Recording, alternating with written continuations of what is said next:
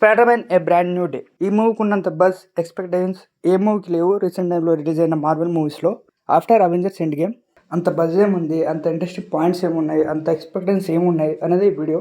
First one వచ్చేసి ఈ movie title తోటే ఎక్స్పెక్టేషన్స్ పీక్స్కి వెళ్ళిపోయాయి. ఎందుకంటే ఇప్పటివరకు రిలీజ్ అయిన స్పైడర్-మ్యాన్ సిరీస్లో హోమ్ అనే పదం కామన్గా ఉండేది. బట్ ఇప్పుడు రిలీజ్ అయ్యే మూవీలో హోమ్ అనే పదం కాకుండా ఒక బ్రాండ్ న్యూ డే అంటే ఈ మూవీ అనేది కొత్తగా ఉండబోతుంది. అండ్ సెకండ్ పాయింట్ వచ్చేసి స్పైడర్-మ్యాన్ నో వే హోమ్లో అందరు మర్చిపోతాడు స్పైడర్-మ్యాన్ ఎవరు అనేది, including his friends.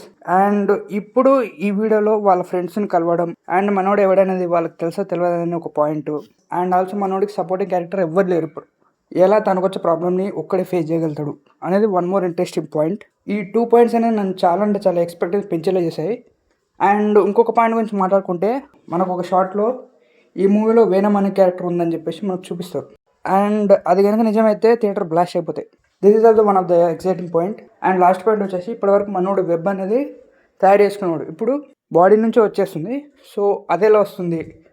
And also ఇంకో పాయింట్ ఏంటంటే హల్క్తో ఫైటింగ్ ఉంటుంది, ఎలా చేస్తాడు. At the end of the day మనోడు ఎవడు అనేది అందరికి తెలుసో తెలియదు. ఈ మూవీని ఎప్పుడెప్పుడు చూస్తామని చెప్పేసి ఒక ఫీల్లో ఉన్నాను. ఇవి నాకు అనిపించిన ఎక్సైటింగ్ పాయింట్స్. మీకేమైనా అనిపించుంటే కింద కామెంట్ చేయండి.